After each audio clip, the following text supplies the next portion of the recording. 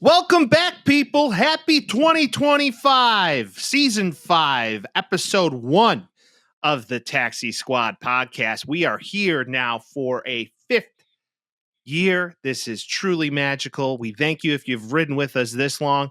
And if you haven't, welcome to the show. We love new ears and eyeballs. Before we get started, please like, share, subscribe, give it to a friend. Give it to a niece or a nephew. Maybe you're a fun uncle. That's a good thing because we're fun uncles. Now, we have some strange and unusual topics to get into about people not being let on stages who win bowl games. We also have some college football review for all of you. We also discuss the current landscape of college football and where we could take it next. We have some soccer talk. Ooh. And NFL review and playoff talk. It's the Taxi Squad podcast. Come on, everybody, celebrate. The Taxi Squad is here today. So lose the blues, kick back and relax for now. Kick back and relax for now. We talk about sports and stupid stuff. We're probably wrong and it might get rough. So welcome back. It's the Taxi Squad. Yeah. Vince, Merry New Year. Merry. Happy New Year. Happy Christmas. Merry New Year. What's up, Happy dude? Christmas. Honestly, Friday dropped this week. Things are changing a little bit. I want to forewarn everybody before we get this going. Notre Dame game starts in 45 minutes from right now. So during, and then we will do an after reaction to it. So I hope this goes well, but anything I say beforehand, we're just going to slip in the Notre Dame reaction after, and it could be bad or it could be good. So just a forewarning to all listening. Fingers crossed. Happy We're hoping New for Year. a good outcome for Vince. It's going to Fingers be an crossed. interesting day. It's going to be a up and down day. It's going to be an emotional day. Before Vince gets too emotional, Yeah. we decided to slip in one of these podcasts a little day late, but hey, sometimes it's best you get a Friday pod to wake up to and start. Well, we out needed the it best too. day. Like the games being on Wednesday was so difficult for our release schedule. It doesn't We're make like, what any are we- sense. Like, God, what are we going to talk about the games the day of them happening? It's like, well, we already predicted what we thought, so now let's talk about it again before it even happens. Right. Like, I don't want to, like this, same thing. Like, I can predict the Notre Dame game, but it's going on right now. And that was supposed to happen yesterday. T's and P's to the families that were affected by the brutal, ridiculous attack that happened in New Orleans yesterday, or on New Year's, rather. Yeah, clearly a scumbag piece of shit, and football isn't the most important thing, but now the game's happening today. So hopefully it goes well for me. But yeah, that's obviously number one. Yeah, definitely thoughts and prayers to all the families out there who have been affected by this. It's absolutely horrible. And, this is something that in America we shouldn't be accustomed to or we are. subject to. And I hope in the year of 2025, we don't see more of this type of thing and heightened security everywhere we go. Be mindful of all your exits, people. That's the moral of this story. But yeah, goofy way to start off a year. But hey, it's 2025. Taxi Welcome. Squad podcast is now starting season 5. Whoa. Which is absolutely ridiculous. It's awesome. But Thank you for listening. I'm Thank you here being for it. Thank you for being here. If you've been here from the jump, we appreciate you. If you can prove that you've been a follower since day one, we'll send you something. I think I'll tickle that's ya. a fair. I'll meet you in tickle public ya. and tickle ya. Maybe give you a little shout out. If you haven't yet, call that number. Give us your thoughts. Air on it out. Call this number. What's the number, Vince? What's the Call number, this Vince? This number right here. Last time we did this, I said the wrong number, so I'm just gonna pull it up really quick, and I will People give you just call actual- some random guy named Ron, and he's like, Hey, "Hello, and it's What's like, up, what- Ron? I got wait. it ready. It's 312-725-2107. Again, 312-725-2107. About any sports take, anything you're trying to get off your chest, anything you have problems with us, give us a call. We will react to it online, or on here rather, and then hopefully we'll figure it out. Or we'll be sad with you, or we'll be happy with you, because I'm hoping to be happy today. Vince, it's going to be a happy day.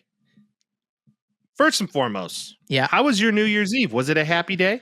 It was good, man. What'd you do? I wore loafers. I went That's out nice. to a couple different house parties. The best way to celebrate New Year's is always house parties.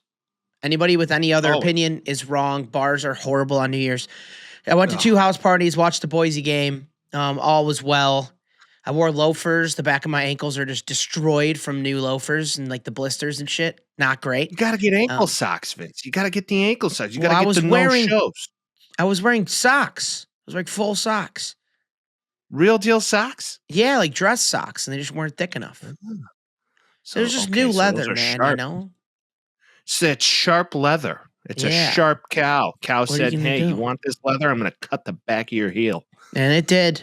So I got those bandaged up right now. I'm walking like a wounded horse. But you know what? We don't have to walk the podcast, young man. No, you don't have to walk the podcast. That's wonderful, man. Well, I'm happy you What got did you time to- do? Tell me about your time. Went to Sedona. Ooh. Absolutely stunning. Gorgeous with wife and fam. It was fun. For Christmas, the in-laws got this massive Airbnb, hot tub, epic views of the mountains, and just really had a nice little reprieve before kicking off the new year. I woke up this morning with, all the good intentions to start working. And I just sat there for a while, just like, fuck. Existential dread. Welcome back. Like I can't, like all last night, like it's just like you're thinking about it. You can't get Yeah. to sleep. It's one of those things. But to have that time on New Year's Eve was great with everybody. I cooked a tri-tip for the fam. Oh Mm. man, yeah, that's a There new you one. go. That's a new one. Very Cali Mike thing to do. But I'm all about those Western vibes right now. So Yep. feeling it. And, New Year, new me, so ready to rock. Let's get this podcast to the moon. Let's do it. Let's run. Thank you Do for it. being here. Stay with us all through 25. I'll tickle you in public. Strange and unusual. Yeah. Strange and unusual. Vince walking into 2025. Tickle me, Uncle Vince. Pause. We do have a strange and unusual topic, though. If you have been living under a rock as a sports fan, the Rose Bowl happened yesterday, It did. and it was electric. And Ohio State played Oregon. We'll get into the final outcome of that game. But if you couldn't figure it out by now, considering the topic we're about to talk about, Ohio State won. Yes, they And did. with that, they had a whole trophy presentation afterwards to show that they won the Rose Bowl. And Will Howard, quarterback of the Ohio State Buckeyes, threw for 300 yards plus, 3 touchdowns, absolute dog of a game. So you'd think they want the quarterback on the main stage holding up that trophy, right? No, but they don't, Mike. That's the thing. There's a weight limit, dude. There's a weight limit. Is that what the guy said? There's a weight limit? Yeah, it's so if you're watching, you can see it right now, but essentially he's trying to get on stage and the guy's like, sorry, there's a weight limit up here. You can't get on there. The winning team's quarterback can't get on there because they have too many linemen up there at a time. Everybody's yelling at him to get onto the stage, and alas, he's not able to. So if you're watching it, you could see the situation unfolding, but hilarious. You think they probably would have put the quarterback on first, but who knows? First time doing it? I was just so blown away by watching this video. If you get a chance to do it, we'll post it. Yeah. It was so interesting. He's the starting quarterback of a team that just won a huge game that now continues on into the next round of the college playoffs. And basically, the security guy for the stage was like, sorry, man, can't help you. There's weight He's limit.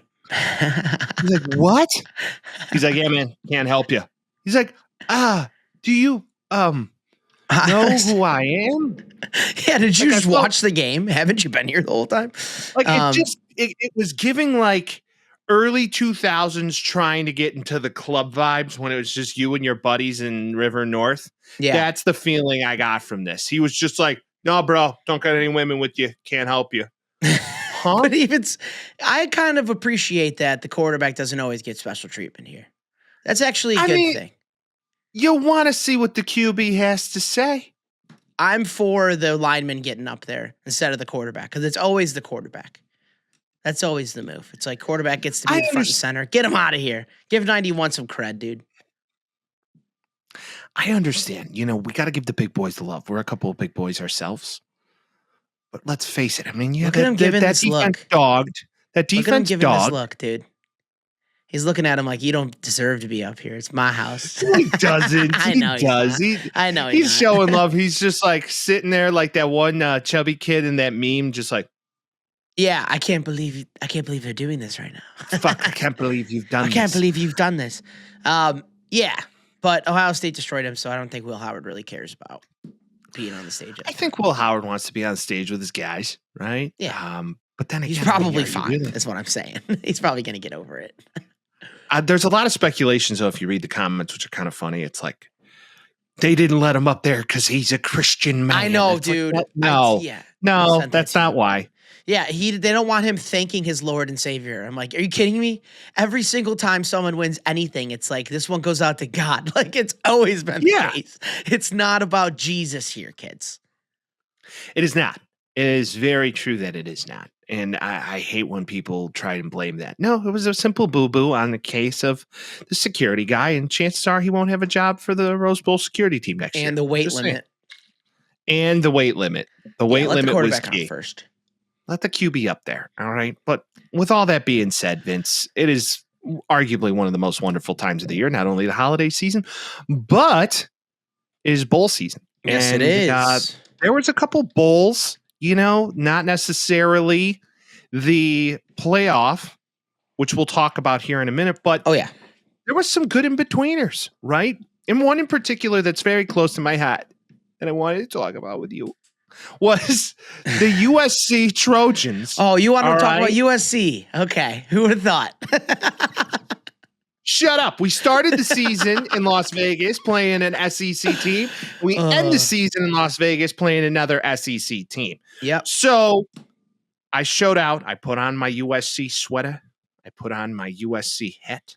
Yep. It was a walking billboard. I don't know why for you go into a school I never Boston went accent to. talking about USC. Shut up.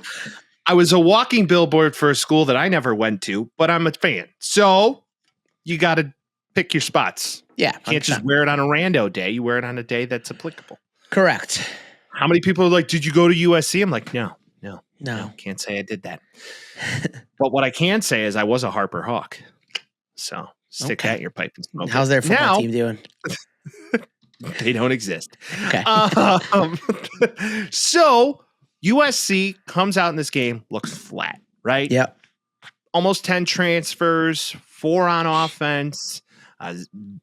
Branch being one of them. Zachariah Branch being one of them. Gone. Yeah, Hit dog. the portal. Woody Marks not choosing to play this game because he's going to the NFL. Mm-hmm. And then not only that, just a slew of other transfers defensively. But these guys showed up. They went down early in this game. And it looked like going into the second half, I was like, cook them. It's over. This Yeah, is I mean, it. it was We're down. tied at half, but it didn't feel like it was tied. It felt like A&M had all of it. Well, and then the And then Aggies they come did out in have the all second of it. half and throw up 17 points immediately, and it's like, fuck, yeah. I'll And then just it turn was this a off. Marcel Reed suck fest. That was my least favorite Oh. thing about this entire game. It's like, Marcel Reed, what a story. He's so good, blah, blah, blah. It's like they get their second string quarterback in. He's doing great. And they do that for the rest of the game. And you've said this already, but little do they know that USC is going to win this fucking game. And they, until the last drive where Texas A&M doesn't score and USC wins it, were like, this guy's really showing out. He's the MVP of the game. And I was like, dude, you're watching the same one as I am. I know you're going to be biased or whatever, but I was just watching it like no love for anybody else that's on USC, like making stops where they had to, winning the game. And it was like Marcel Reed's a god. And then USC wins and they were like, I knew USC was going to win. It was like, what are we talking about? What are we talking about? It was a terrible display of announcing. Bad. These guys seemingly got the report 2 hours before the game Yeah. started, where it's like, oh, Marcel Reed's him. And then to Vince's point, it was just take this guy's pants off the entire broadcast and look at him. And then one thing leads to another. Jaden Mayava threw some picks early, but then he got himself out of it and actually finishes the game with more passing yards and more touchdowns in total. Granted, threw one more interception, but really, I was so happy to see a young quarterback go through a little bit of turmoil and come out neat on the other side. The stat lines for both quarterbacks is crazy. 22 30. Oh, go ahead. Go Well, ahead. yeah. So I was going to go Marcel Reed, 292, 3 touchdowns, 2 interceptions. Jaden Mayava, 295, 4 touchdowns, 3 interceptions. The ball was flying, kid, all over the place. Whether or not it was going to the right guy is a whole different conversation, but you got Jameis Winston on both sides of the ball in this game. Yeah, it was very Jameis, wasn't it? It was very Jameis-y, if I had to call it. It was interesting, this game, though, because I thought initially, I was like, oh boy, here we go. No offense. Defense kind of looked cooked. But then we actually started to play a lot better in the second half. Yeah. And then leading into the fourth quarter, basically shut them out, only allowed 1 touchdown there late. And I thought that was it. But 21 points in the fourth quarter for a team that everybody wanted to count out. But hey, it looks like Lincoln may have some fight in these guys. Looking like going into 2025, we have 2 offensive anchors on the line who are going to be juniors. And then a guy I'd like to really point out that I'm in particularly jacked about is Brian Jackson, who's a freshman. Yeah. And looks like a Big Ten running back. Yeah. Just big a boy. battering ram. Yeah. Big boy. So I look at that. You look at guys in the past like Trey Sermon and some other names that went through Oklahoma under Lincoln that were this subtype. This is what Lincoln likes to have. Yeah. Granted, Woody Marks was that for us this year, but still small. More of a Pac-12 looking running back. This guy looks to be the part. And I mean, Jacoby Lane, just have a day, kid. He's going to play on Sunday. You better hope your team gets better next year. That's the hope. Man. I hope so too. You got to hope for that. That was a good showing this time. A&M ranked for most of the season. Both of our teams beat them. So let's fucking go. Couple other bowl games that happened, because it is going to go into this conversation we're going to have here. But first off, U of I, Illinois Pride. Hey, Illinois beating the Good win. SEC team. Good win. There we go. A couple others. South Carolina was like the team that was supposed to be big and good, And then Alabama's been the powerhouse forever. And weirdly, the Big Ten kind of beats both of those teams. Big Ten better than the SEC. Randomly, NIL starts this year. And then randomly, the Big Ten starts beating the SEC. Is it random, Mike? Or was the SEC already NIL and before NIL became a thing?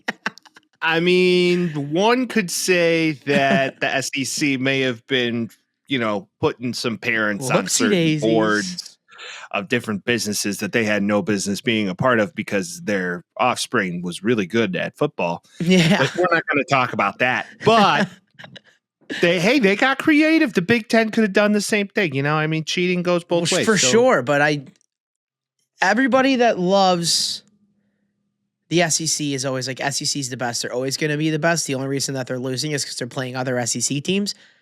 I don't know if they're the best right now. Time will tell with this playoff.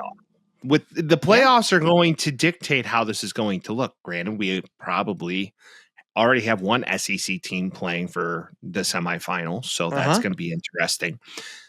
But the real question I have for you, Vince, is does this playoff structure take away the charm of bowl games? Because at least when I was growing up and you were growing up, bowl games you kind of looked forward to, especially if there was a little matchup. Now, they're toss-ups. You just don't know what's going to happen. Yeah, watching these wasn't that important to me, to be honest. No, I agree. The charm of bowl games anyway, though, because we did the last, and I like this conversation, because like the last couple of years, it's like guys aren't even playing in bowl games. Unless it's a big one. Right. They're like, I'm not going to play. Like, I'm not going to risk my future right now. This doesn't really matter. Like, the playoffs matter. So yes and no, I guess, is the answer to that, because I didn't really watch the Michigan-Alabama game until the end because I wanted to see if Michigan was going to win, and they did. Same thing with the South Carolina-Illinois. Like, I don't care about the Cheez-Its Bowl. I don't care about the Rely Quest Bowl. I don't know if I ever did, though. The only bowl I care about is Pop-Tarts, baby. Oh, Vince, talk about your Pop-Tart bowl lore. Please, enlighten the us. man with the most shout-outs on this show. Good old Richard. We talk about Richard almost every episode, it feels like. Turned me on to this Pop-Tart bowl. Last year, they put a Pop-Tart into the toaster and popped him out, life-size Pop-Tart, and then ate him, and it was insane. So this year, they go like the religious route, and they tweet like, "Guess who's back? He is risen." And God, he was back. The old Pop-Tart. There was Pop-Tart mascots dancing on the field with the players and shit. And What I love flavor it. was the Pop-Tart that sacrificed himself? I want to say it was strawberry, I think. I don't really remember. Was it 'cause it was, like, strawberry frosted? the Because strawberry no, so frosted is goated. it was the white frosting outside, strawberry on the inside, I believe. That's my favorite is cinnamon brown sugar. It probably always will be. It always does it for me. The wagon. I can't get Yeah, behind or the wagon. s'mores, dude. S'mores bangs. All of that being said, this year they had 2 different Pop-Tarts, and then it was like whatever team won, the other team's Pop-Tart was going to get toasted and ate. So I love it. I think it's crazy. Like they're zigging when everybody else is zagging, and I like that. It's like, let's make it funny and like a funny thing. It was a great game. It was a wonderful game. Iowa State came on late, even though Cam Ward didn't play the second half, which a lot of people were really upset about. Your thoughts on that? Who cares? It's the it's the Pop-Tart Bowl. It's not a Cheez-It Bowl. It's a Pop-Tart bowl. I know, but exactly though. Like that's the thing. Like we've had this for years. It's like if you're like, all right, I did what I needed to do. I'm out. You can't really hate them for making a business decision. Like it sucks, but like what? Who cares? It does suck. Where I'm coming from is if you decided you were going to play in the game and you went into the first half and you balled out and you broke an ACC record for touchdowns in a season, why wouldn't you just complete the deed, man? Because decision.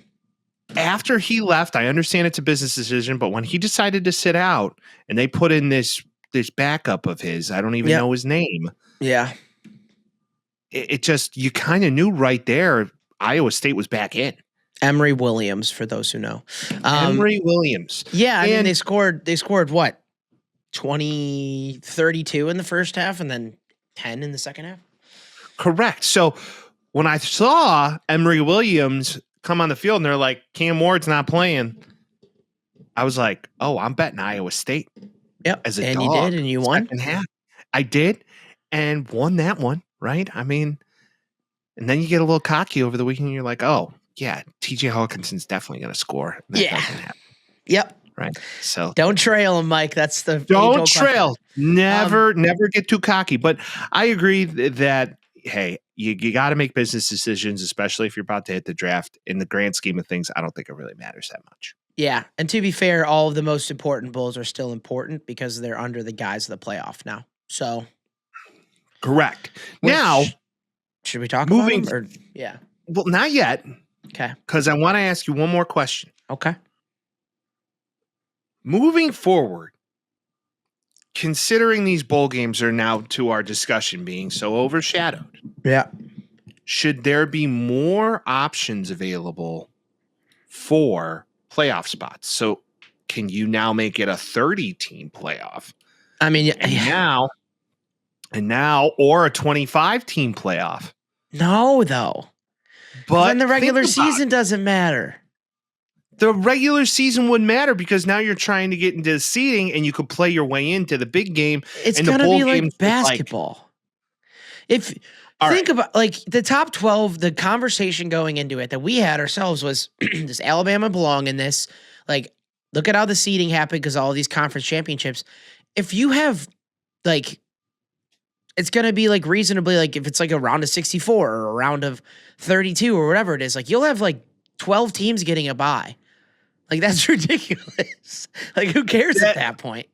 It would have to be kind of played differently than like a round robin. Yeah. But what I'm ultimately getting at is this could be something. I heard Taylor Lewan talk about it, and I was like, wait a minute, that kind of makes a lot of sense. Until you consider do it in the a fact, BCX structure. Yeah. And like the top 5 would have buys, and then the rest of the teams play. You have to start it in November. We would have fine. You can't do a game every 2 days. Like if you'd have to start it like mid-November. Well, just college football. I know, but like a team has to wait at least a week to play. I understand that. It's not basketball. You can play back-to-back days. Yeah. So like you're gonna like to do 32 teams, you're going to have to do it in like 16 different weeks. Probably. I'm just saying, reasonable. how do we make these bowl games mean more? Because ultimately think they're you just can. like, I think they are what they are, bud. All right. Well, And I a boy think, can because dream. also the Rose Bowl is big. The Peach Bowl is big. The Fiesta Bowl is big. The Sugar Bowl, they're always big. And now it's like, now the players in the Peach Bowl aren't like, it's just a Peach Bowl. Now they're like, we might be able to go to the national championship. Okay, here's a better question. Do we think that the lore of the Pop-Tart Bowl will bleed over into next season and a major playoff game will be, in fact, the Pop-Tart Bowl? Now we will sacrifice the OG of OGs, just straight up strawberry next year. And he It will should, but it sacrifice won't. himself for the lore of the Pop-Tart Bowl. They made it funny and fun. I don't think the committee, the overarching committee that no one knows who's the fuck's on it, I don't think they're going to be happy with like a Pop-Tart rising from the dead, like a resurrection on Easter. I don't think they're going to be sold on that. It would be fantastic. It would be fantastic. But with all of that, like I said, a boy can dream. I just hope we get an expanded playoff because more football. So speaking of I like the more idea. football, logistically, it sounds like a nightmare to me. that's not my problem. I just want more football. Start it like right after the season's over for some of these teams that play their final game before Thanksgiving. So to your point, yes, it could start immediately after the season's over. You would have, think about it, more playoff games and home field advantages for the teams that are higher ranked. Yeah. It would just create more hype, I think. Yeah, I don't really want like Iowa and Louisville competing to play in the national champ. There's no way it's ever going to happen. Not? It's just it loses its like excitement the more teams that are in it. You have to be like a top 12 team to make it. You have to be. Okay. But then you have no business games like SMU and Penn State.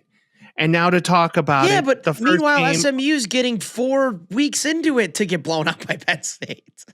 fine. But I'm just saying, it would add more. I think it would add more fun to the game. And I think it would add more hype around the playoffs themselves because now you give that lower ranked team, even the lowest ranked team, a potential option in the AP poll to get their way to the top. Not saying that would necessarily happen because Georgia exists, but just saying. I hope that they lose just because you said that. And you keep saying that. I hope you're like, Georgia exists. No one's getting past them. I hope that once people are listening to this. Vince, I've maintained I hope. Notre Dame Fighting Irish that they win tonight, regardless of my futures bet that I had back in early August. Okay. I know. I know. It's looking hot right now, and I kind of want it to happen because Mike wins money. But if it doesn't, then fine. We're 15 minutes to game time. Tim Tebow's on my TV right now, just screaming at me. I don't know how they let him on TV. Like the Christians should be so happy about that, since I guess you're not allowed to say God on TV, according to them. That's a callback. Catholic Domers are about to show the world God's on their side. Let's go. Hopefully, we don't regret to say that. But can we talk about the games that did happen, Mike? Let's talk about the first one, Vince. What was that? Boise State, the Mountain West Conference Championship winner, playing Penn State, the Big Ten Championship winner. And Big Ten Championship loser, Penn State. Oh, yeah. That's true. Not good for Boise, which we kind of expected. I didn't expect it to be this bad of a blowout. It was close in the first half. It wasn't. Yes, it was 17-7. I know, but it was 14-0 in the first quarter. It was already bad off the beginning. And watching it, like you've started watching it, and you're like, yeah, they can't move the ball. Ashton Genty was 8 yards away from the record, I think, just under. 30 carries, 104, average-wise, not amazing for what he's been doing this whole year, but Penn State's a better team, man. And this was the argument before. It's like they go and they win the Mountain West, and then you get blown out. Like, it wasn't a good game at all the whole time. Like, it kind of was over before it started. I live bet about Boise because I felt like it looked good. One of my good friends is a Boise fan, used to live in Boise, and I was trying to back with him. And Let's just say he got drunk quickly on New Year's. Let's just say that. Emotional betting is a thing, especially on New Year's. Yeah. And you're like, this is totally going to happen. It's like anybody who's sober watching this game would tell you otherwise. But I knew I wasn't drunk when I made boo-boo. that bet. I did it as like a friend-based thing. He was already. Did he buy you a drink? Did he buy you a drink to make up for it? Yeah. Okay, good. And then I gave him one later because I was like, I feel so bad for you. And then I was like, maybe you should stop drinking because this might get bad. He survived. He was good. We were good, but Good for that him. was. Drew Aller looked good. Drew Aller had a couple dimes in the first 2 quarters. We were just like, he's on it right now. Clearly, his defense is not is a Mountain West defense and not a Big Ten defense. And off the get-go, you're like, these teams just aren't the same caliber. So that, and let's face it, Madsen, not necessarily capable of keeping up with the defenses Penn State of D. the Big Yeah. Ten. He's been good, but he's not Big Ten good. Not. Also, what's the rule? If your touchdowns don't necessarily exceed your interceptions, you're not going to win. Yeah. So he threw 3 interceptions and 1 touchdown, where Drew Aller took care of the football, threw 3 touchdowns, didn't have nearly as much passing yards, but didn't need to because Katron Allen and the rest of this running back team, Nick Singleton as well, just almost just tears, just poking holes. Allen took off, dude. There was one run where he just took off, and you're like, that's gone. He's gone. See ya. And at that point, I was like, this game is over. That was Nick Singleton with the breakaway touchdown. Oh, yeah, because Allen didn't even have a touchdown. That was Singleton. Once again, those are 2 guys that are most likely going to play on Sunday. And then you add in Tyler Warren, who is an absolute reincarnation of Rob Gronkowski. Yeah. Like, he looks more like Rob Gronkowski than I think Rob does. It's yeah, for sure. Of what people think of him, stature, and then a freak athlete. You do homework on the guy. He was a quarterback in high school. It's just an absolute freak.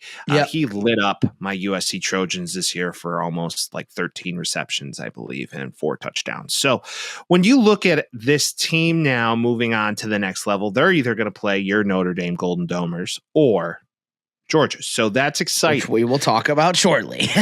Now, Ashton Genty had a game, couldn't find the end zone, 30 carries. They tried to lean on him as much as they could. Big defense at Penn State. Really hard to run past. He was still good, but he just wasn't Ashton Genty best ever good as he's been all year. And that's bound to happen when you're playing Penn State and not some random Mountain West team. I just believe, once again, the quarterback will get you to the promised land. And I believe the best quarterback in the Big Ten right now is either a toss-up between Will Howard or Drew Aller. Because to your point, Drew Aller was making Sunday. 3 weeks ago, we might not be talking about either of those guys. You know what I'm saying? It's amazing. Shit just changes like that. It's crazy.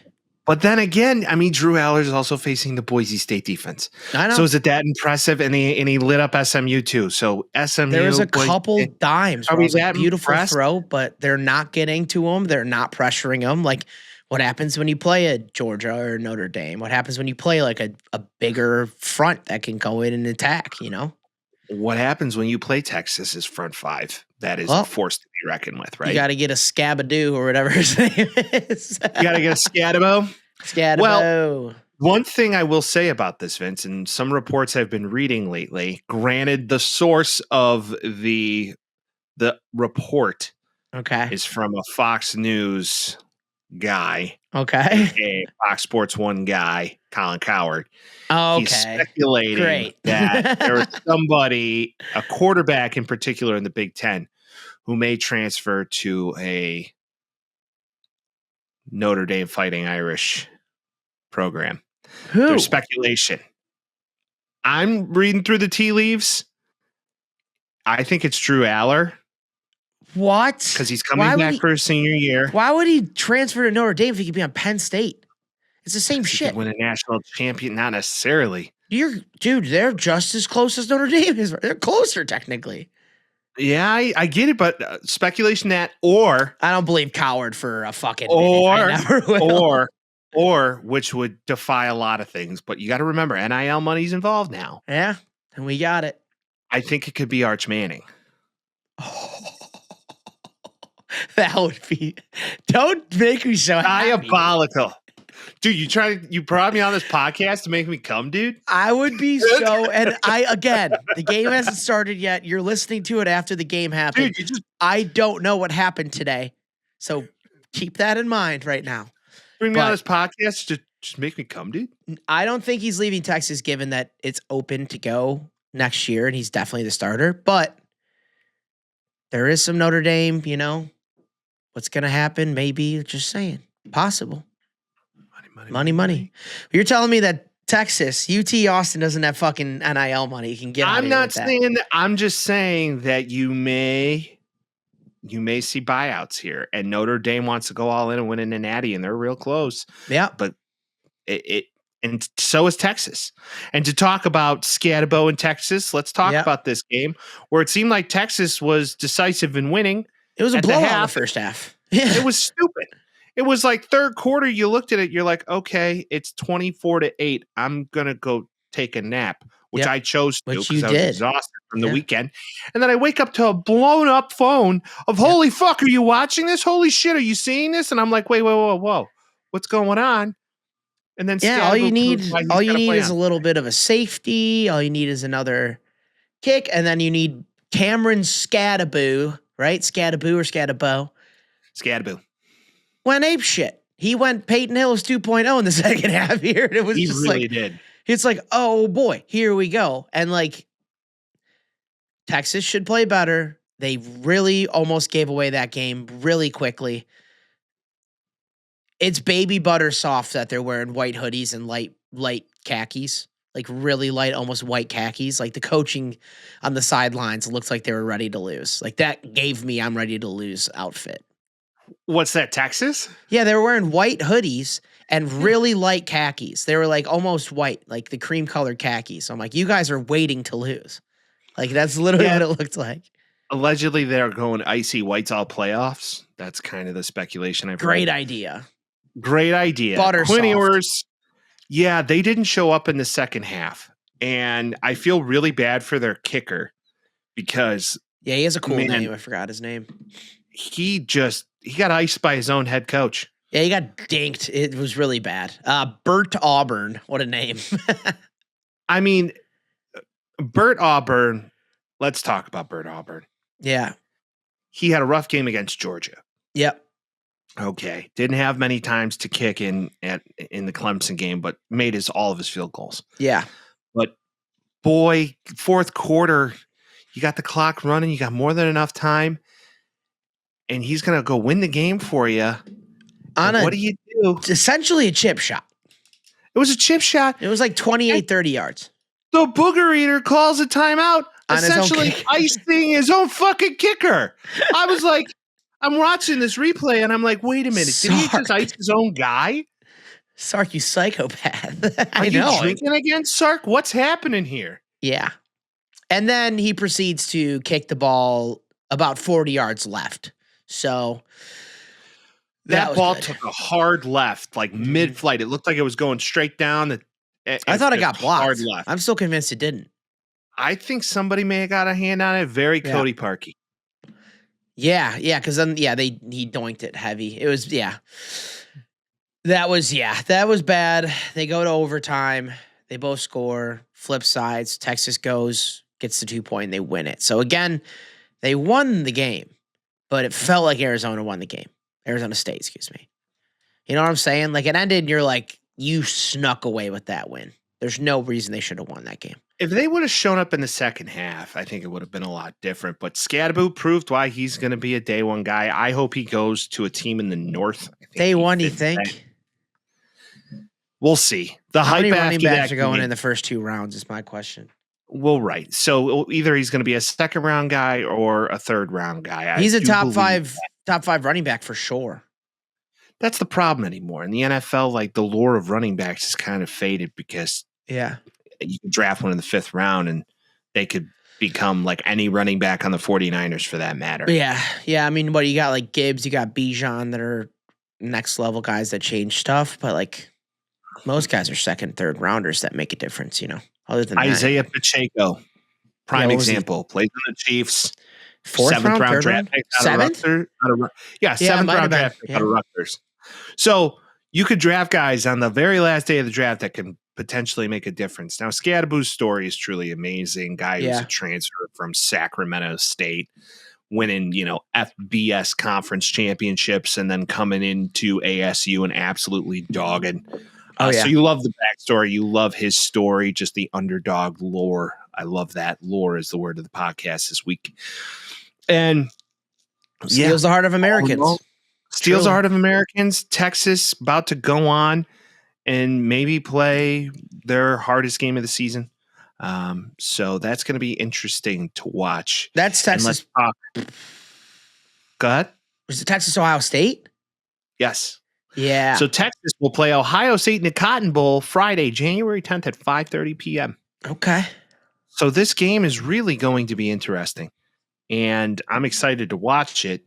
Hopefully I can have work events coming up here where I have to be present. So not fun for necessarily this guy, but I will say Ohio State came out, and I think they've forgiven Ryan Day because he's put on 2 coaching performances back to back that may just save him. And also tell everybody on this podcast, I've been a fan of Ryan Day from day one, and I don't like to hate on him. I think he's a great coach. I think Chip Kelly figured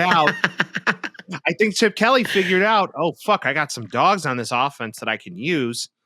And boy, they spread out the ball, and Will Howard can throw a football. So yeah, it's Kirby Smart in Alabama, Ryan Day in Michigan.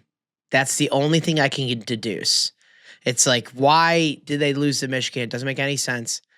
Why does Kirby Smart lose to Alabama? It didn't make any sense. But alas, it happened. And Alabama lost to Michigan this week. So Ohio State comes out and they score, 21 unanswered before Oregon even puts the ball in the end zone? It was insane. The first quarter, there was just touchdown. I was watching it and I was like, oh my God, this is going to be a blowout. Like, what is this?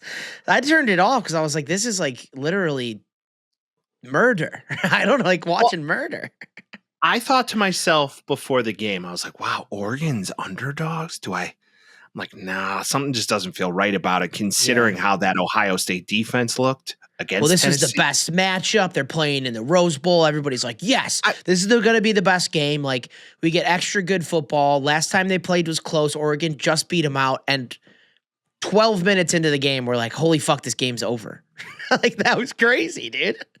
It was insane. 14 unanswered points in the first quarter, and then they scored 20 in the second. So they just popped off. Smoked them. And I just look at this and say, okay, is Will Howard good at throwing a football, or does he maybe have the best wide receiver room in the country? Easily the second, but also I think Will Howard's better than we've given him credit for sure. I think he's better than the credit we may have not. There was a couple dimes, dude. There was a couple dimes yesterday. When Dan Lanning came out in his after-game press conference and said, what a chode. Jeremiah Smith could play on Sunday immediately. Oh, I see what you're saying. That's a vote of confidence. 7 receptions, 187 yards, 2 touchdowns. Yeah. And he's a freshman. That's what I'm saying. And like, not even putting into perspective that Emeka Egbuka, right? Egbuka? Sorry, say it? Egbuka. I don't pronounce the G. He's got hands. Crazy. Freak. Crazy hands. There's like 4 different guys on this team that can catch a ball and get into space. Ohio State is a receiver factory, similar to how Alabama's been in the past. And like, this is not anything that's any different than it always has been. Now, Will Howard took care of the ball. That's the first time for everything. Seemingly their offense got off the schneid. And he made a couple passes that were absolute beauty dimes, like right in the hands, right where you need them to be. Oregon can't do anything with that. And it felt like for the first half of the game, Oregon didn't have the ball one time. Ohio State just took the entire first half to be like, we'll just take the ball the whole time. You guys can 3 and out it as much as you want.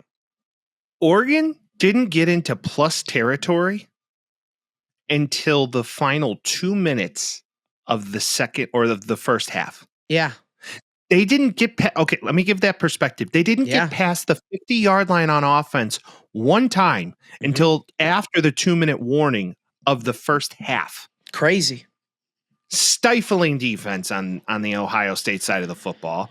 Will Howard put a ball in a bucket that Emi Ibuka, like the ball just appeared in his arms. Yeah. Basically, it was truly a fascinating. And then he just throw. kind of held onto it with one arm, and Yeah, it was just one like, arm the whole way into he the was end zone. juggling it all the way into the end zone. It was awesome, dude. But it was truly a awesome offensive performance, and also showed what Mike has been saying on this podcast the entire college football season. Dylan Gabriel, not very good at the quarterback position, and He's I think not- it showed. He's not bad. He's just Not mid. good. He's just mid. Like And I it's said, like, mid. yeah, you used to be like, he won't even be playing for the whole year. Like, I don't know about all of that. But you also have actual disdain for him. I don't have actual disdain. You It's see just him like in when real life, people you're are throwing hands. You're throwing hands at him. I'm not throwing hands. I think he's a nice person, and I think he's been in college football too long already. Yep. But he's not going to get drafted by an NFL team. Not in the first If he does, 4 rounds. he's going to be a day 3-4 guy. He'll Who's be going Stetson in the Bennett. Yeah. Yeah, he's going to be Stetson Bennett. You know, maybe the one team I could see making it work with him is the Dolphins because they have the same thing. But yeah. I look at him and I go, you have to be in a system that benefits you entirely. And if you take away certain elements of his game where he can't improvise, which Ohio State just basically spied him and just rushed the shit out of him, Yeah. he could do nothing. And it just showed. And he doesn't have the arm talent of a Will Howard. He doesn't have the arm talent of a Drew Aller. It's That being said, both those guys can throw bombs. Like, a quarterback doesn't require you to be able to throw the ball 65 yards every time, but I'm not saying in the college game that it's the most important thing, but once again, in a quarterback leaning system, which every college team in this playoff is kind of leaning on. You look at Texas, you look at Texas, you look at Penn State, and you look at now Ohio State. You need a quarterback to get the talent to football. Well, you need a quarterback that's going to take risks. Like, he took care of the ball because he didn't take risks. The only risks he took was running backwards while getting sacked. Did you see his rush? Do you see his rushing yards this game? No. Give him a look. Give him a look. Oh my goodness. Dylan Gabriel negative 43 yards on the ground this game. 12 carries, negative 43 yards back. And then do me a favor and look at all of the rushing yards for Oregon the entire game. Well, there you go. Not a single guy got more than 14 yards. Jordan James gets 14 yards. Jaden Lamar gets 4. Noah Whittington gets 3. Tez Johnson, -1. Dylan Gabriel, -43. You can't run the ball. You can't throw the ball. Tail is L's time. Well, Jordan James is like their guy. I know. He's been good all year. And he got injured in the first half. So after losing him, you could kind of see where it was That heading. was sad when he walked off, too. You're like, that's it. That's the nail in the coffin. Pretty much. What I thought was hysterical in the half, they were talking the tape on Tez Johnson, arguably the best wide receiver on the Oregon Duck team. Yeah. And Saban was like, he's from Birmingham, Alabama? He's like, wait a minute. He said, and I didn't. All right, who's ever recruiting Birmingham, I shed a shit can immediately because this guy's a dog. And Alabama Jones, dude. Good old Alabama Jones talking mad shit. It was a really great game. And ultimately, Ohio State just decided that, hey, we're showing up today. Yeah, they're scary now. And anything could happen. I think, like I said, the funniest thing possible, if Ohio State wins the national championship and their fans are still like, we should have beat Michigan, that would be so funny. I want to see it happen, dude. I don't know. They might care about Michigan more than the national championship. I caught an Ohio State fan on Sunday, went and smoked a cigar with a good friend, and sitting there talking to Ohio State fans, like, oh yeah, going to the game, riding the bike up, blah, blah, blah. Well, good for you. Good for you. I was like, so let me ask you a question. I said, if you win the national championship, is the loss to Michigan forgiven for Ryan Day? And he goes, absolutely not. I'm Can't like, you be. guys are delusional. This is what I was like, telling you guys you are earlier. I'm absolutely like, fucking they care delusional. more about Michigan than the whole fucking thing. That's like the Colts beating the Patriots because the Patriots kept beating them and not caring what happened in the Super Bowl because they beat the Patriots in the playoffs. Like, that's amazing. I love that. That's great. Bears beating the Packers at the end of week 7 or 18 here. Like, that's better than going to the playoffs. That's essentially what that is. It wouldn't be better than going to the playoffs. No, I know it isn't, but I'm saying like that is the equivalent. It would just be like a cherry on top of a very shitty season. Yeah. So it's like cherry on top of a shit Sunday. Yeah. Your Sunday isn't chocolate ice cream, it's poop, but they put a nice cherry and some whipped cream on there. So thank you, buddies. It's like, At least here I can you eat go. the It's on top a off. nice little dog turd. All right. All right. Well, Vince, the game. It's game time. It's game time right game now. time. They're running on the Game field time. right now. They're running on the field right now. This game got postponed due to very unfortunate circumstances. Yeah. Notre Dame's playing Georgia in New Orleans. Your thoughts? I hate doing this because the game is starting right now, and you guys are listening to this after the game happened. Which again, after this segment here, we will talk about what happened after. But I think Notre Dame wins this game. By how many? 7 or 3. It's going to be a 1-score game. Both defenses are really good, but Carson Beck's not playing. First start for this redshirted sophomore quarterback for Georgia. They're very good. They haven't been quarterback dependent. Etienne's very good too, but the one thing that Notre Dame's really good at is getting to the passer and making him make mistakes. We went over the defense last week. We did this ad nauseum, so I'm not going to do it again, but like, for the sake of saving my ass for later, just in case it doesn't happen, and a lot of people are saying this now too, which I don't like either, but like a lot of people are like, maybe Notre Dame wins this game now. And before it was like, they're not beating them. And now it's like, well, maybe they might, dude. I think Georgia's very good. I would not be surprised if Georgia wins this game, but I personally feel like Notre Dame can and will win this game. Okay. Final score?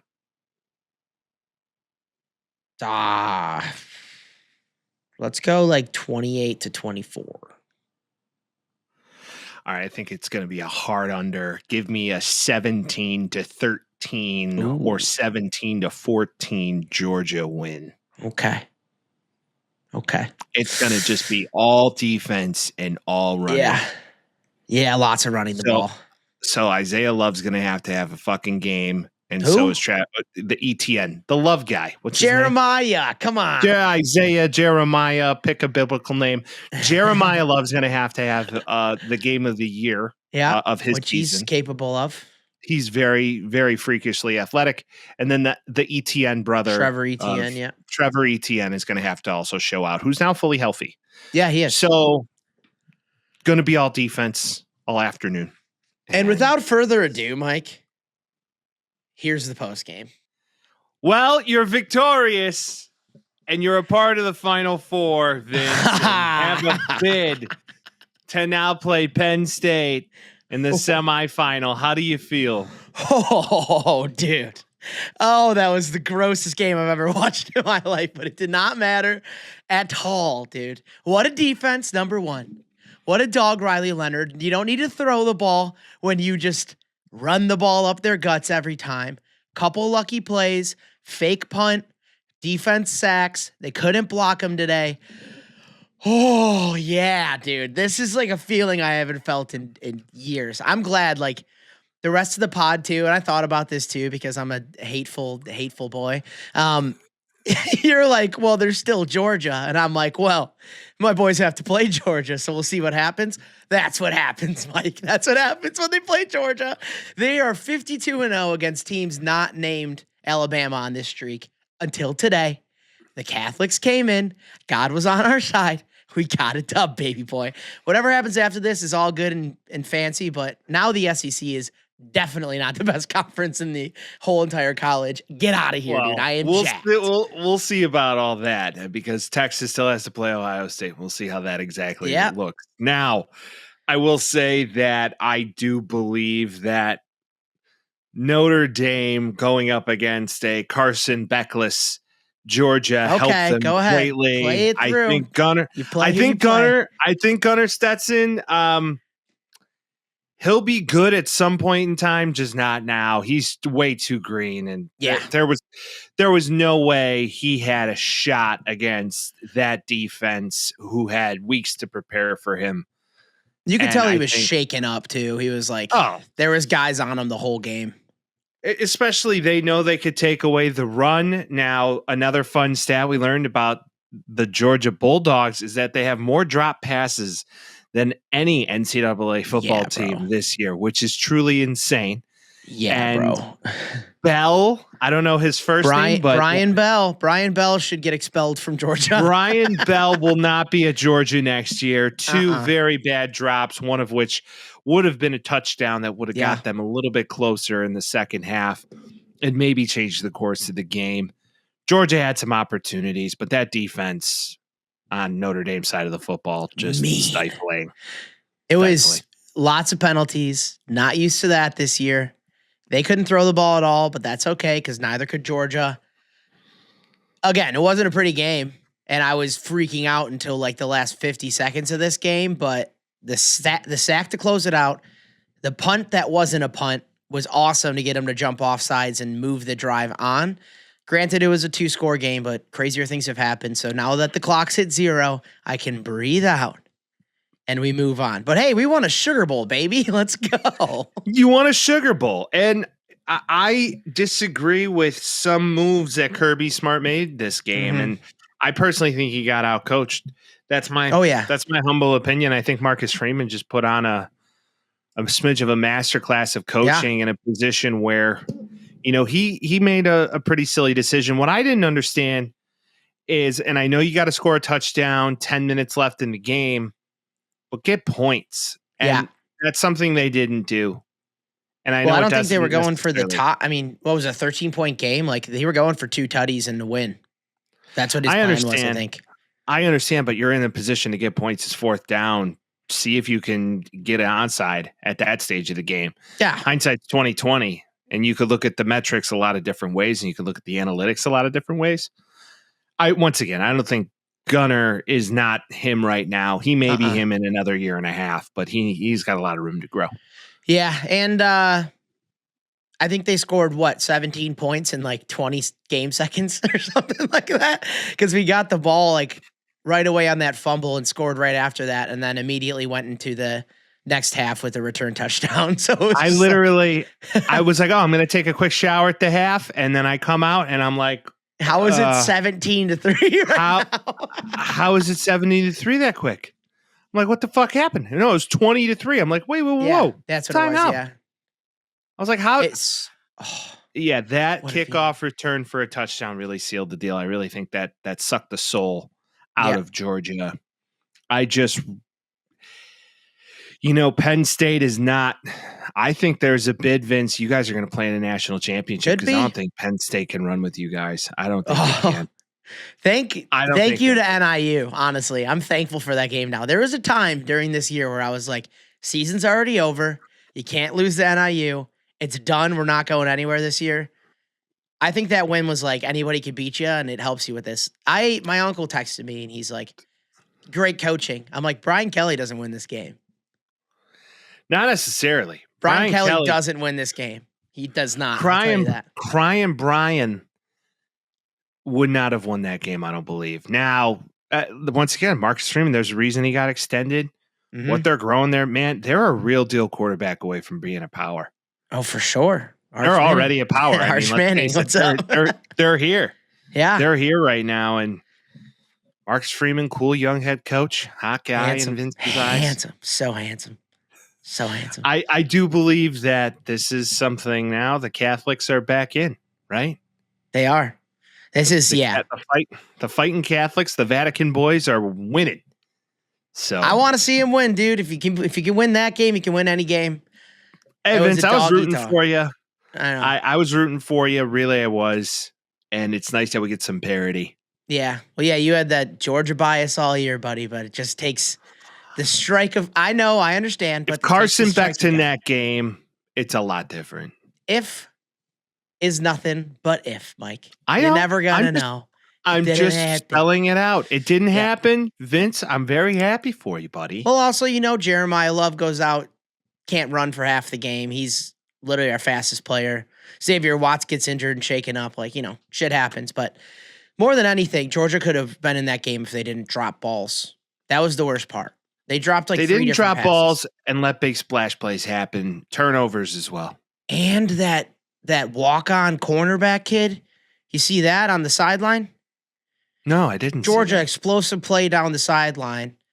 Guys running it gets them to the 10-yard line. When they kicked that field goal, they converted a field goal. They were in the red zone. Yeah. There was a kid on the sideline. The ref was running down with the play and ran into the kid, and they got a 15-yard penalty. Pulled him back. Oh. Yes. And then you see him on the sideline the rest of the game, and you could tell that he just got reamed by Kirby Smart, destroyed. Kids on the end of the bench just oh my God, what did I do? So you can't make those things. Yeah, Riley Leonard, 90 yards, 1 touchdown. He's the offensive end of the game. That's all he needed. Once again, I said this was going to be really low scoring. The over under was 45. I was like, oh 30. Yeah, easy. Be lucky if you see 30, which it was 30. So, or 33. So, I liked this game a lot. It reminded me of a game that could have been played in the 90s. It was just that, or in the 80s, just this defensive running game. Yeah. All Midwest teams except Georgia, that is. But half the scoring was special teams and defense. I know. Literally nothing and it was all just Derek Jeter's cousin or whatever I'm calling him. Mitch Jeter makes 3 field goals when he sucked the rest of the season. You believe in momentum. Momentum's moving in the right direction. We got to play Penn State now. What a classic matchup. All right, let's talk about Penn State then. So you got Penn State, Vince. Drew. We got Drewby, baby. You got Drew Aller. He's better than a redshirted sophomore, that's for sure. They got in a drag race against Oregon. Yep. It could happen, man. They got if they can stop the run, which they did pretty well the other day. We're rocking. Xavier Watts accepting his award right now. Shout out to him. Still my favorite player in all of college. They're a good team. It's probably gonna be a harder test than this, but playing Georgia in New Orleans in the Sugar Bowl was is the moment too big for them? And it clearly wasn't.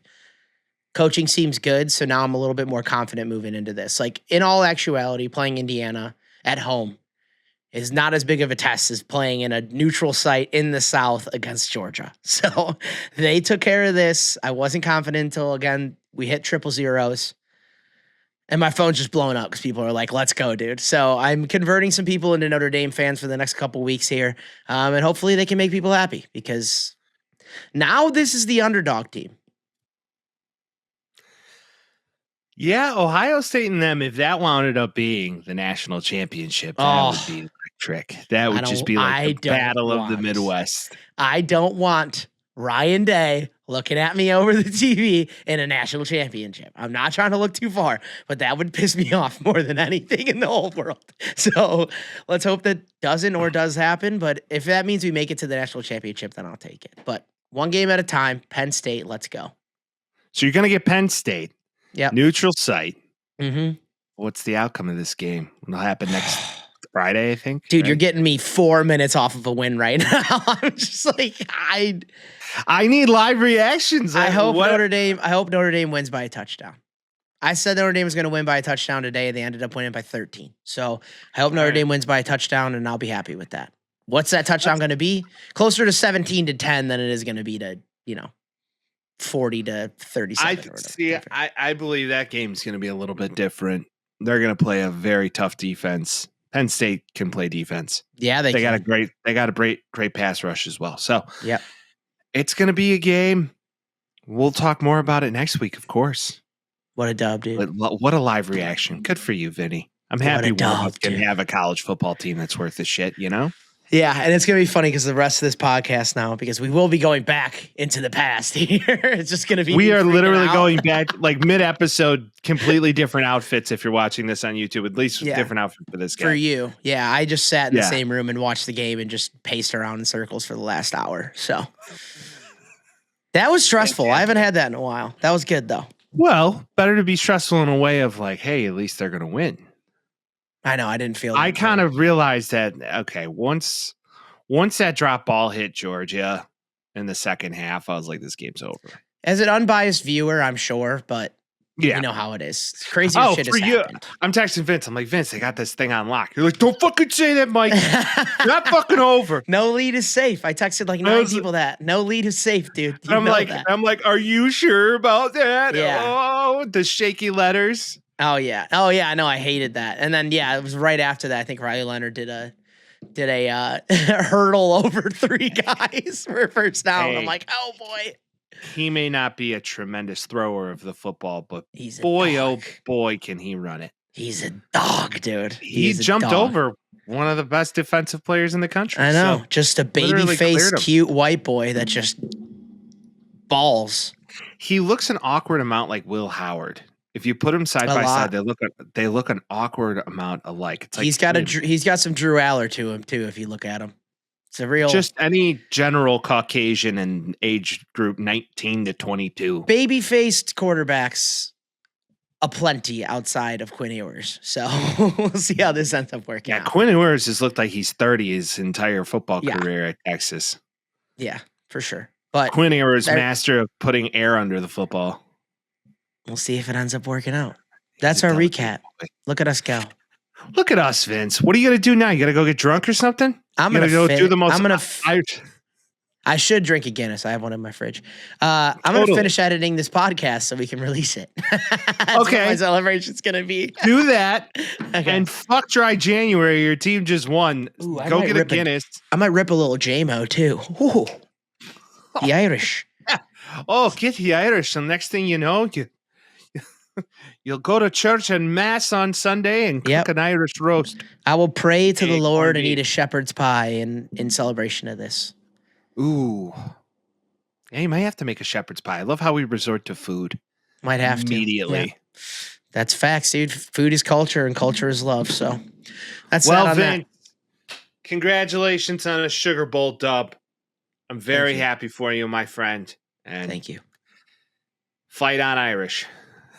Back to the pod. Hopefully that was a positive take instead of a negative one, but I won't know because the game's going on again right now. So you just traveled. I don't know back what in he's time. talking about. This is You us just from the traveled. future. You just traveled back in time. Gunnar Stockton. Hopefully you don't ruin my day. Okay. I have a new obsession. What's that, Vince? It's the Premier League. I like soccer. So I- you're going to be out cheeky Vince there, yeah?